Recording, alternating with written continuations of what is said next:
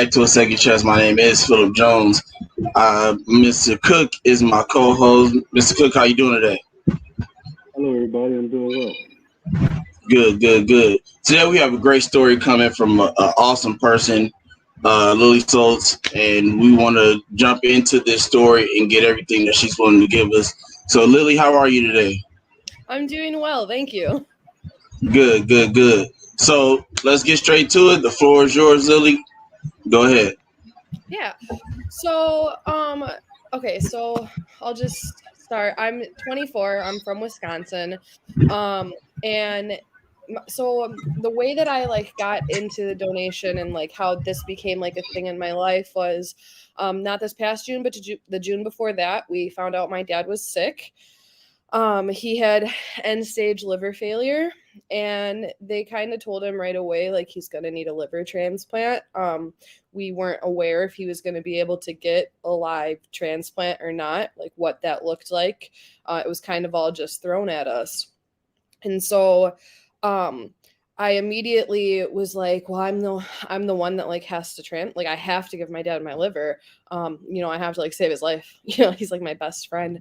And so we found out that like he was able to get a live transplant, and we were working with UW-Madison. And so I went down to UW-Madison and did all my testing, 2 8-hour days full of blood tests and scans and MRIs and everything that you can imagine. And they said that like I looked really healthy. Everything looked awesome. And so I was like, great, like this means like I'm going to save my dad's life. Like it's going to be great. He's only 57, I think. And like he has a lot of life left to live, man. So I was like really excited. And they said they would give me the results in like a week or so after my second appointment. I was waiting for the call, and so I work at a prison. I'm a guard there, and I was going to work one day. I started on second shift, and it was right before 2:00, and I got this call from my coordinator.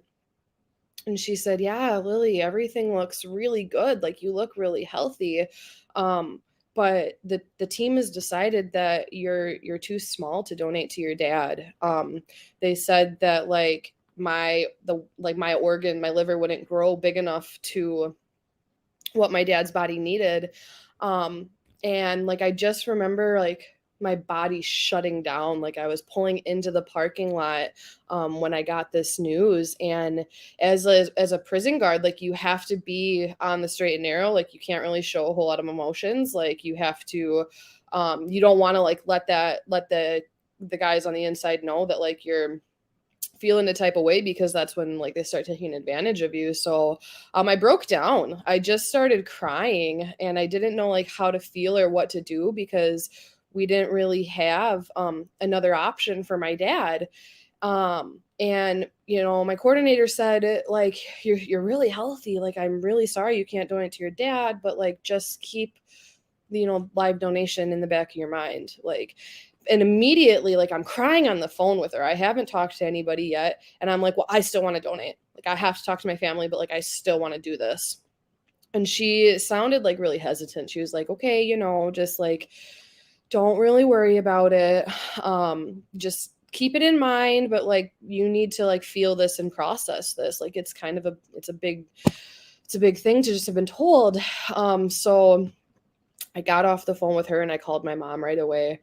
And I was like, Mom, like they said my body was healthy, but I'm too small to donate to Dad. And like, I don't know what to do next. I don't know what my next steps are. And like in the weirdest way, I felt like a failure. But I knew that I wanted to continue this process. So I'm crying on the phone, and I'm trying to like compose myself to go into work. And, my mom says, everything's going to be fine. Like, we're going to be okay. Don't feel bad. And right before I went into work, I was like, I want to still donate. Do you think Dad will be mad at me? And she was like, absolutely not. Like, this is something we can absolutely like discuss. And, going forward, we can make that decision. But like, you need to compose yourself and you need to go to work. Like, you are an adult. Everything is going to be okay. And like, I just remember sitting in my car all the way until I had to be in. And like normally, like I'm the kind of person that like shows up 30 minutes early, like figures out what's going on for the day.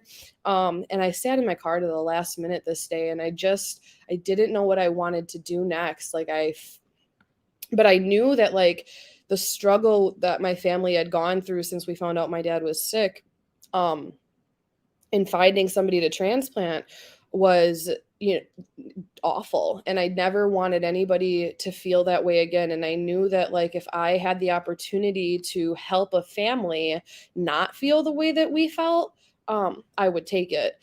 So like I went into work that day and I cried all through my shift. Like I had to have someone relieve me right when I got in. And then like a couple hours later, like I was just all in my head about it. But I called my coordinator the next day, and this was September of last year. And I was like, I want to do this. Like, I want to move forward. What are the next steps? And she said, okay, we're going to put you on the list and we're going to match somebody up with you, and we'll give you a call when we get a match. And obviously like COVID is still bad at this time. And so she calls me and she says, okay, I think we've got something set up. We're thinking like early November. Does that work for you? And I was like, yeah, absolutely. Like I talked to my family about it. We were all set. And then like the last week of October rolled around, and my coordinator was like, well, COVID is really bad right now, and we are not doing any surgeries that aren't life-threatening. And so like in my mind, I'm like, how is this not a life-saving or life-threatening surgery? Like I'm saving somebody else's life. So I was like mad because I had like worked myself up for it, and like just to be shut down like a week and a half prior. And so, but I knew that like everything was going to work out the way that it was supposed to. So I just continued to wait for the call. The COVID numbers started dropping in the Madison area, and I actually got promoted at my work in February of last year. And so I'm taking this promotion. I had an 8-week training to go with it. And I was like, well, I haven't heard from the hospital yet. So I'm going to take this training. I'm going to take this new position, and then we'll see what happens there. And I get a call from my coordinator like 2 weeks before I was supposed to start my training for my promotion. And she goes, hey, Lily, we found the perfect match for you. The surgery is scheduled for March 28th. Does that work? And I was like, no, like it doesn't work for me. My training starts on March 15th, and I have 8 weeks that I have to do. I have to complete it. I can't miss it. Can we wait till after? And that was probably one of the hardest things that I had to do, because like I always try to live my life like helping others and doing things for other people. And like to tell her that I couldn't step in and I couldn't do this, it in a silly way, like it was really hard for me. But I was like, after my training, my work is absolutely like okay with me doing this. Like I've already talked to all of them. I just have to finish this 8 weeks. And so she's like, okay, we understand. And so May comes around and my training is almost done, and I still hadn't heard from the hospital. So I wasn't really aware of like what was going on. I needed to know because I needed to be able to schedule with my work, but I was really just letting everything play out. And I get a call the last week of my training, and she says, hey, Lily, May 25th, does that work for you? And I was like, yeah, absolutely. Let's run it. So we got it on the schedule. We got it in the calendars. And my work was all aware that I was going to have this surgery and be off all summer. And so okay, so backtrack a little bit. So I have substance use issues, and I've been clean for 3 years now. So I got clean on June 24th of 2018. And so going into all of this, I told the doctors and everything, like, I don't want narcotics. I've read stories, like I've heard that people can do this without narcotics, and that's what I want. Like, I want a non-narcotic pain med for after the surgery. And they're like, yeah, it's fine. Like, we'll completely work with that. Absolutely. So May 24th comes and my family goes down to Madison, and we stay in the hospital the night before, or the hotel the night before. And we go to the hospital the morning of the 25th, and I get there and I'm like, all right, no narcotics, like the surgery is going to be great. The nurse that was helping me that day was amazing. And I like got knocked out, the anesthesia kicked in, and I remember like being wheeled to the operating room, and I was shocked to see that there was like 20 people in there. Like there were so many people, and they went through like a roll call, and I remember them like each person said like what they were going to be helping with, and then my surgeon introduced himself and said, okay, good night. And the next thing I remember is waking up in the ICU, in the ICU with my mom next to me. And the nurse, she hands me this button. And she says, every time it lights up green, you can press it and it's pain meds and it'll light up every 20 minutes. So I was like, great, awesome. And like they told me like the surgery went well. I was in for 9 hours. My mom was updating everybody on Facebook during the whole time. And so every 20 minutes I'm pushing this button. I feel great. Like I'm not in any pain. And the next day I wake up and I was like, hey, like what is this? And she's like, oh, it's Dilaudid. Like you're getting Dilaudid every 20 minutes. And I was like, you guys told me you weren't going to put me on any narcotics. Like, what is going on? And so I donated non-directed. So I didn't know who my liver was going to. I knew that I was giving 60% of it, and that was it. And so in the ICU, after this whole Dilaudid debacle, they took me off of it and just put me on Tylenol and ibuprofen. And this nurse comes in, not my regular nurse, and she helps me stand up, and we do some like physical therapy standing up and sitting down. And she goes, oh, you must be the girl that donated to the girl next door. And I was like, oh, am I? Like I wasn't supposed to know that. And she goes, I don't know, that's just what they told me. And so like it felt good knowing that the girl that I donated to was next door, and that I donated to another girl. And a little later goes on, and later in the day they're like, all right, you're doing really well, we're going to move you up to the transplant floor. So they put me all in my wheelchair and they get my stuff and they wheeled me right past her room, and I got to look in, and I like remember her being all hooked up on tubes, and her dad was in there with her, I think is who it was.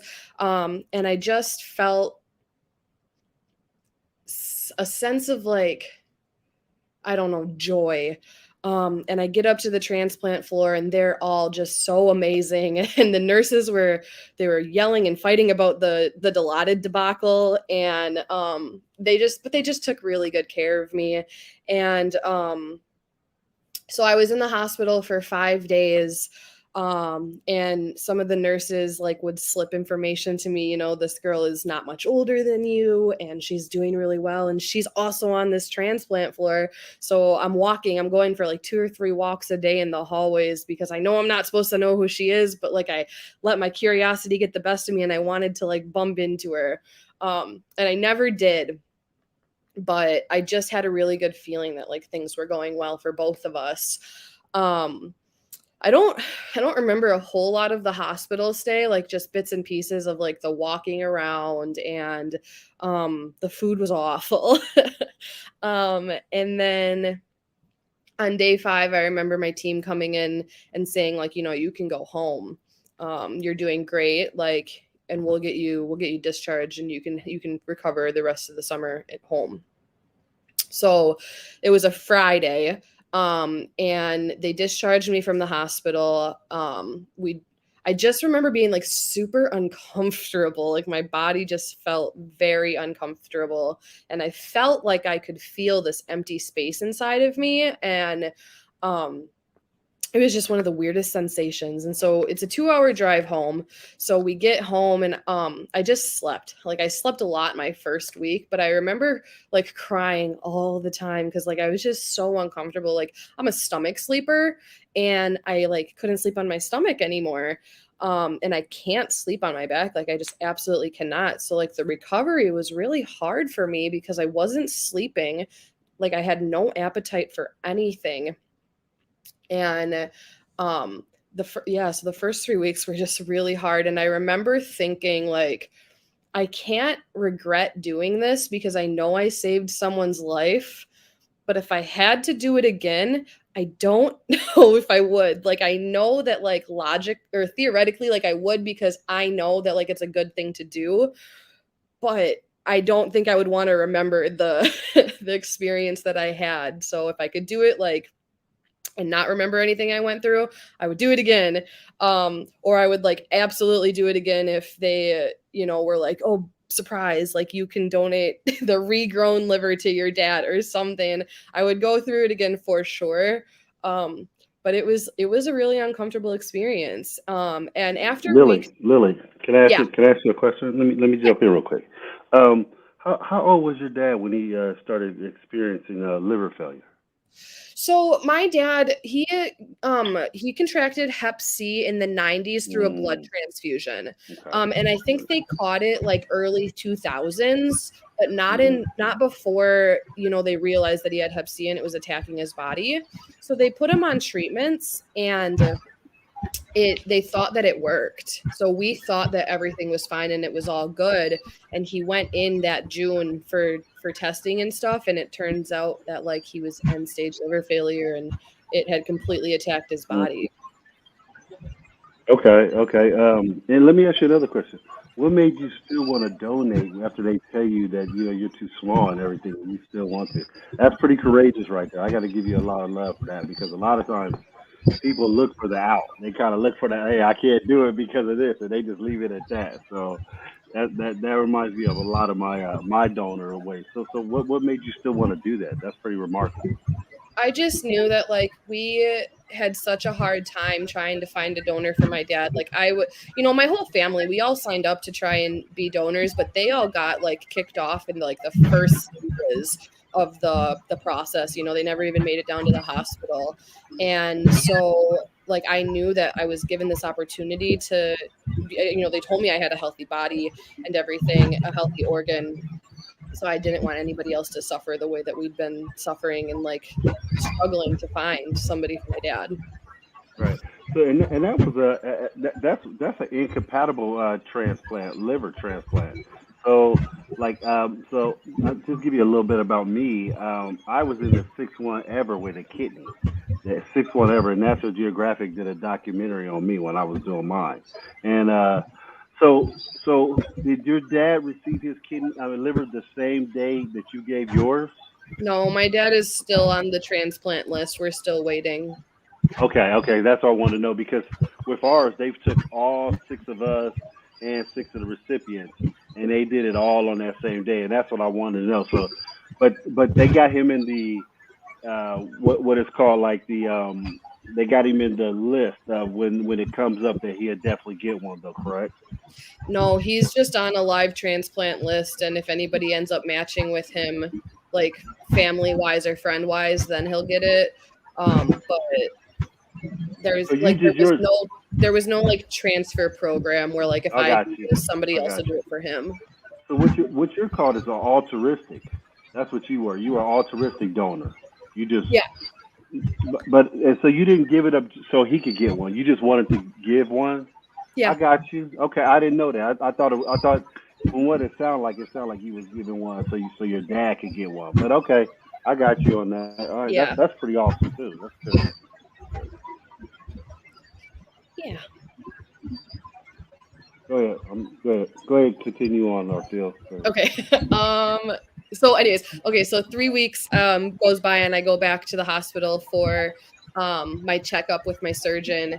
And, like, after the 3 weeks was over, I felt fine. Like, everything was good again. I wanted to drive, but, like, I waited to get the clear from my doctor. And the only thing that was wrong was I couldn't straighten my left arm all the way. And so we go down there, and I'm talking to my surgeon about this, and he was like, yeah, like, I'm really mad this happened because we are, like, a top tier surgeon, and, like, this should not have happened, and what happened is you didn't get strapped down right, and I thought I checked you over right. And so he's, like, taking this all on like it's his fault. But I saw a chiropractor and they ended up straightening it all out, and everything is fine now.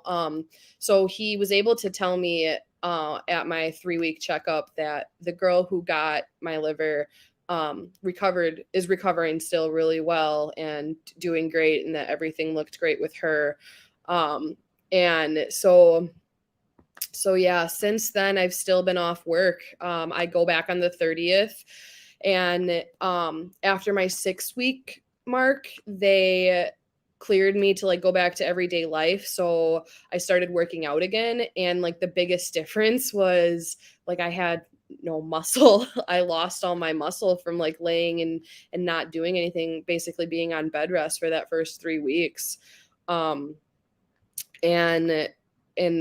so the biggest struggle that I've had since then is just like returning my muscle mass and like working out and trying to get my strength back before I go back into work.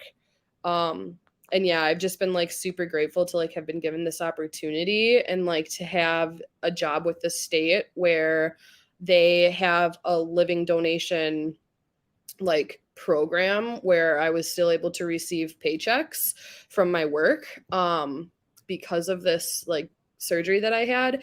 And yeah, that they gave me so much time off. Like I was able to recover all summer, and most people when they donate, they go back at like week 6 to week 8. And I was able to take a full 3 months to really recuperate and like go back. So yeah.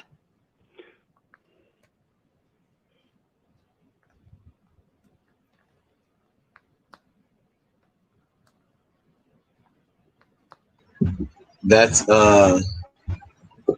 a deep one right there. Like Mr. Cook said, remarkable that you still had the wherewithal to still want to donate, even though it wasn't going to your father, which is, I've known people that wanted to donate to family and they told them no. And they was just like, oh, well, can't go to them, so I'm not going to do it at all. And just, kind of sit back and watch. So for you to take that in and say, I'm not going to let that stop me from saving somebody's life is something awesome to me, at least. So we're going to let you kind of regroup yourself and ourselves, and we'll go to a commercial and be right back.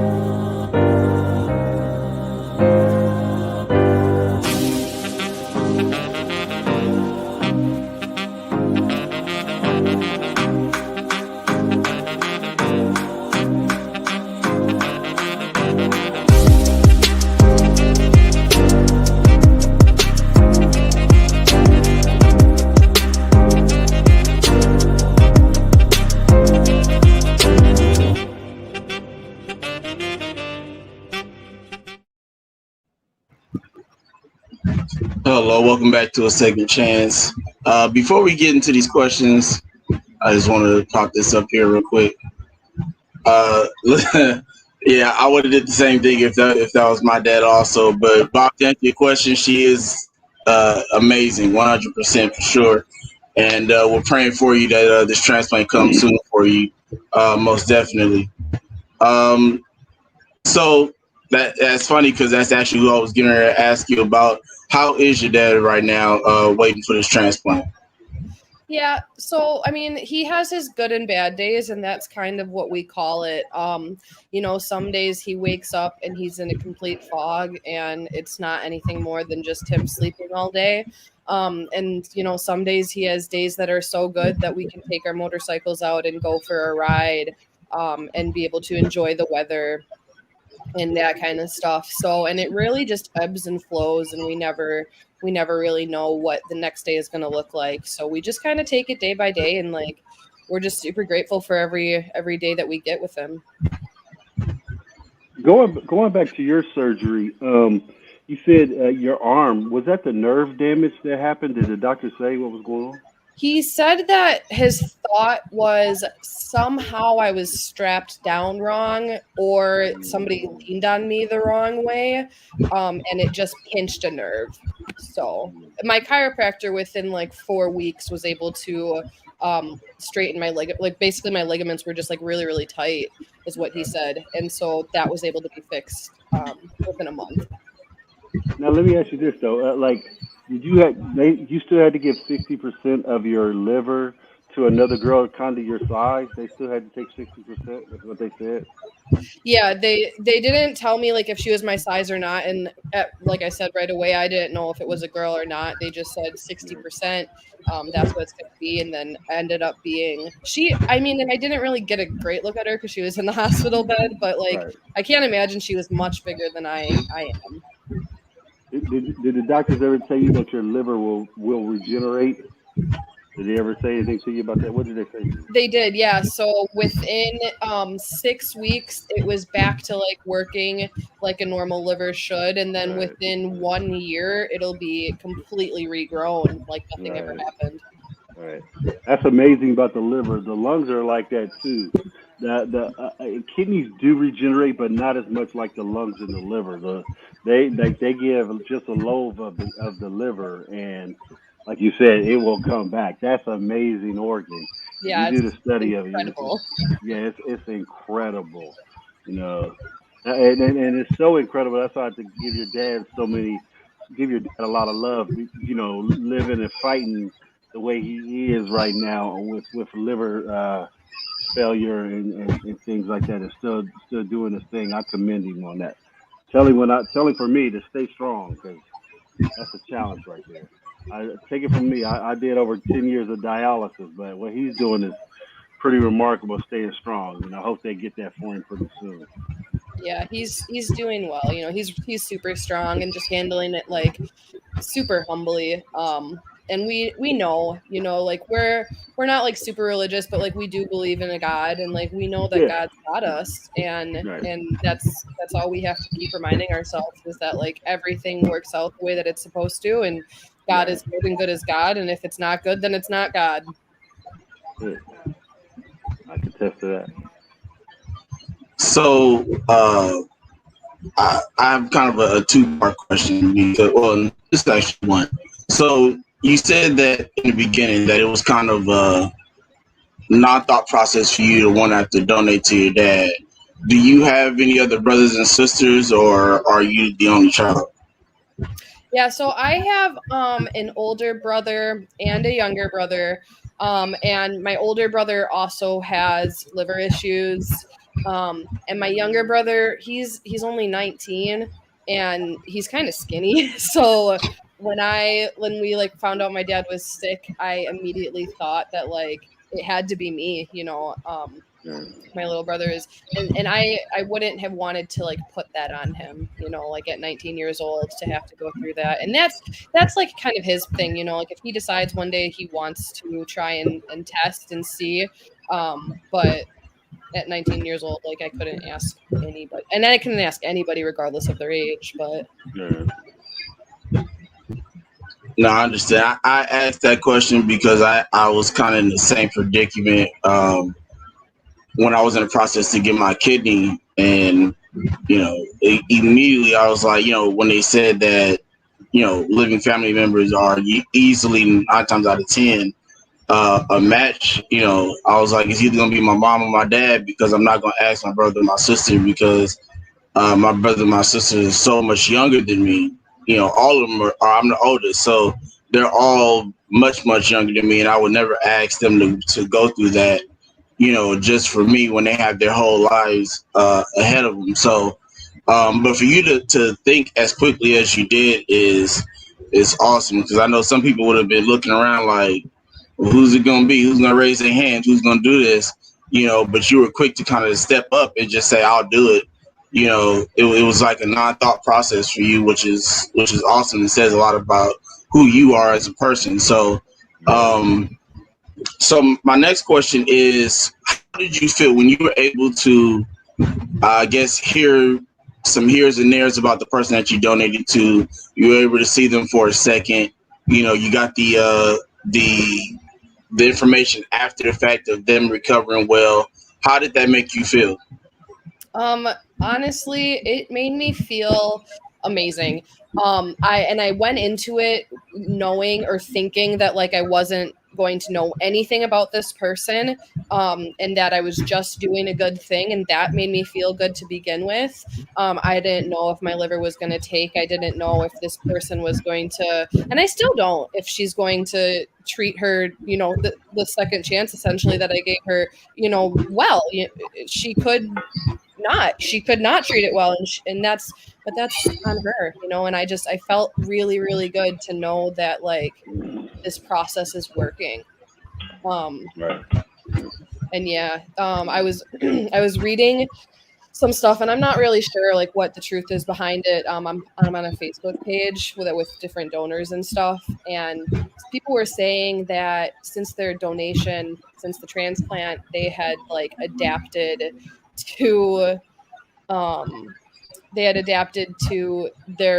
donors' senses, like some of the stuff like likes and dislikes that they hadn't had before, and this kind of stuff. And so like I just thought that was really cool to be able to experience like somebody else's experience, the same likes and dislikes that I have, because of this like muscle memory that your organs do have. Yeah. So So, alongside of getting information from our guests, we're about giving information as well. So, Mr. Cook, if you would definitely correct me if I'm wrong with relaying this information, but you as a donor, if you were to ever need a transplant, you would, if I'm not mistaken, they'd be at the top of the list, right? That is correct. A donor, if they ever needed any type of organ, they will go straight to the list because they've given an organ. That is true.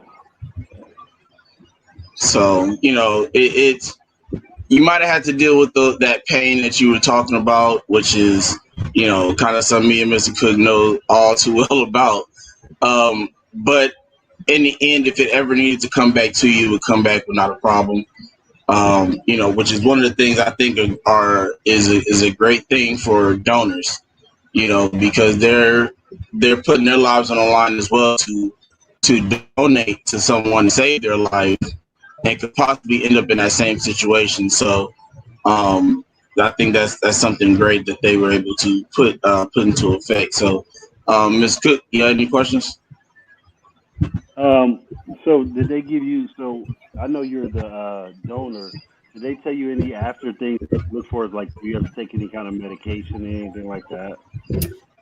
they just sent me home with Tylenol, ibuprofen, and enough Dilaudid to get me through a week, but I didn't end up taking. And they also sent me home with like Miralax, but that was it. Okay.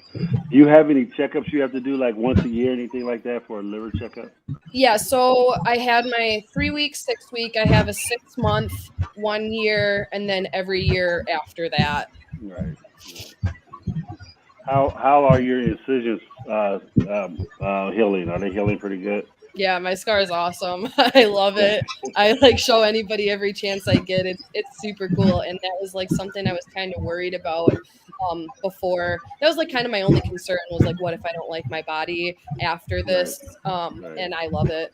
Like it Good. is amazing, and it's an everyday reminder. Are you lifting any weights to get your strength back now? I am. So I actually do high intensity interval training at Awesome. it's called Fire Fitness. And Okay. so Good. I work out there about 4 times a week. I try to go.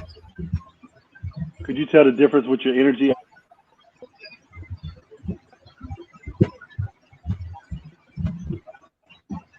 Tell that your energy is coming back and your strength is coming back, and like, how long did it take for that to come back? Yeah, so I felt like so tired. Like I could barely like get down my stairs and like a, a couple sidewalks away from my house. I tried to like walk as much as I could because they told me that would help. Right. And Uh, I couldn't find the energy to do it right away. And the funny thing is like so before I went out for surgery, I was like chest pressing 45 dumbbells right in each arm. And nice. when I went back to the gym in July, I could barely do 15s. I was like, what is happening? Like, what just happened to me? I know that I was doing this before. So that has been like the hardest thing is like just realizing that this was a huge surgery and this is the first time I've ever had surgery. And just Oh realizing man, that, yeah. like my body is recovering and like it is healing and I have to like take it slow. Yeah, it's a. I mean, anytime they take a piece of your organ, a significant organ, one of the major organs of your body, it takes some time for your body to heal up, even when they're giving you one. And you're 24, so you're thinking like I could just bounce right back, but your body went through some trauma on that one for sure. So Yeah, I get what you're saying. I was like, I have all summer off. Like, it's gonna be great. I'm gonna do all the things. And then, like, for the first month, I like did absolutely nothing. Right, right. Man, that's something. No, I don't have any more questions. It was. Go ahead, Philip. Wow, that was the most excited I've ever seen anybody talk about their scar. And we've been to transplant games and talked to thousands of transplant patients, and I've never gotten an answer like that ever. But that's good that you embrace it that way. So I do have, I actually have two questions, but this one is, did they ever say where I won't call it a mix up, but the mistake happened with their Dilaudid? Like, what was the reason why that ended up happening after basically kind of stressing the issue of, hey, I don't want narcotics. I want to go, this way, instead of you giving me, narcotics. Like, did they ever tell you who messed up in that situation? No, they really didn't. On the transplant floor, there was like a really awkward moment where all of the nursing staff were like kind of spatting with each other, like, "Oh, it was their fault. Oh, it was their fault," or like, "This shouldn't have Uh, happened." And I was like, "I don't care if it had like if it shouldn't have happened or not. Like, it did." And then they completely took me off of it after being on it for a full day, and just gave me Tylenol. So I was like, "You guys need to fix this because I'm in pain now." And right, right. you started this demon. And so I Right. mean I ended up being fine with it. They sent me home with like 10 Dilaudid and I think I ended up taking 4 or something. It didn't end up being an issue. I just didn't want to start an issue. But no, Right. they never said like where the mix up came from or like who was where the miscommunication was. So Okay. So you mentioned that your older brother has liver issues as well. Um, where did that come from? How long has he been dealing with that? So his liver issues are a little bit different. He just struggles with alcoholism, and so that kind of is where we're at with that. Okay, I understand. Is it to the point where he may need a transplant later in life, or is he working on that? How's all that going with him? Um, it is possible that he might end up needing a transplant someday, but he still is actively struggling. So as far as like that, what that looks like, we don't know. Well, if you can get through your situation, he can get through his. So we're definitely praying for him that he, doesn't get to the point of needing a transplant. And he can, change all this and everything gets turned around. I did have one more question. I forgot it. I have a question, if that's okay. Okay. No problem. As many as you have. It's just kind of so when I was in the hotel the night before my transplant, I wrote a letter to my recipient, and I wasn't gonna send it or post it or do anything. But I was wondering if I could read it, and I haven't read it to anybody else or shared it at all. So definitely, I think this is a good place to do that, if that's okay. Yes. Oh, not a problem. The floor is yours. Okay, so I said, dear sir, ma'am, I'm not sure how to address you as I know absolutely nothing about you, and I'm not sure how to start, continue, or end this letter because I've never written anything of this sort, but here we go. I'm so grateful to have been given the opportunity to share my liver with you. In the beginning, and after I found out that I couldn't donate to my dad because I'm not the right size, I did a lot of research of what a transplant looked like, how a person recovered, what they endured, the ups and the downs. I knew I wanted to continue the donation process.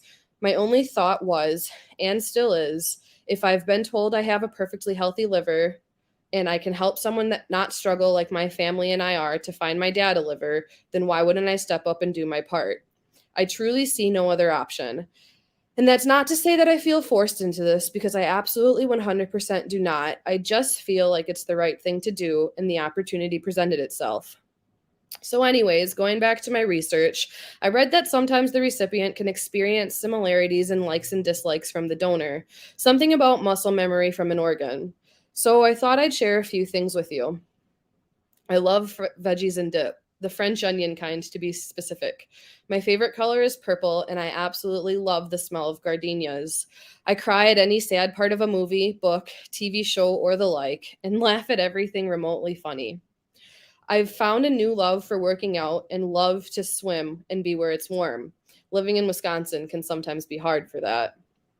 I hope that whatever you choose to do with this second chance, you do it with love and laughter and light. I hope that you can enjoy the little things and stare in awe at the stars.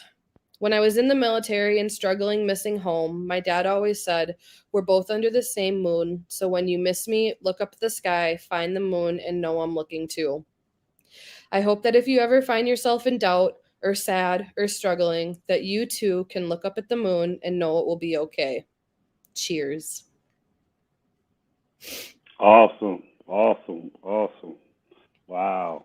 I hope they heard that, and we will repeat this podcast so they can hear that, man. That's pretty good. I like French onion dip too. That's one of my favorites. Yeah, it's the best. It is. Okay. That was awesome. Yeah. Oh no, you good. You know what you just did, honestly. Because Ms. Cook, I don't know if you've ever had anybody come to you to ask you this question, but I've had multiple people come to me and ask me, how do I write this letter to my donor? Or a donor come to me saying, how do I write a letter to somebody that I donated to? And it's hard to kind of give the structure to tell somebody how to write it because of who that person is. And so the way you write it and the way that you write is your own personal way of writing. So, I've given some advice here and there, things to put in or things not to put in. But the way that you wrote that letter was perfect. And it was a great outline for other people to take from it to be able to write to their donors or write to a recipient that they donated to. So I definitely appreciate you reading that letter here tonight. That was deep for sure. It was sincere from the heart, man. I felt it. That energy was sincere, and like I said, I feel that the energy will definitely reach her, and she's gonna like French onion dip also. She gonna get it as soon as she finishes listening to. She like, nah, I want some. She's gonna be addicted to it forever now. Right. Yeah. That's all right. Man. But yeah, no, like Miss Cook definitely gonna re-show this for sure. So my last question I like to end with is, what would you want the viewers that are be watching this, whether they're watching it live or watching it tomorrow or 2 weeks from now or whatever, like what do you want them to take from what you said here today? I think that, and I thought about this question because I figured you would ask something like that. And really the thing is no matter what you're doing, like do it with love and do it with light and do it because you genuinely want to help someone. Like don't expect anything in return and just like help people, like I don't care if you're going to go give a liver or if you're going to open a door for somebody, but just like be kind always and do it with love. Yes, I strongly agree with that, man. That's so true. That's second chance podcast is like that. Kidney care coaches, we all started at Why Not Foundation. We all started because we just love to support pediatric transplant kids and people in general who have the challenges we went through. So Lily, my hat goes off to you and your family, and you being an altruistic donor is amazing. 'Cause like I said, when people feel like they can't help their loved ones, they will stop the process. You, on the other hand, continue the process and hey, paid it forward big time. So I just look for nothing but good things in your future for your family and yourself as well. Thank you. Definitely agree 100% with Mr. Cook. Definitely be praying for your brother, for your family in general, but for your father to definitely get a transplant as soon as possible. We understand the struggling of waiting on the list for a transplant. Like Mr. Cook said, he was on dialysis for 10 years. I've been on dialysis for 11.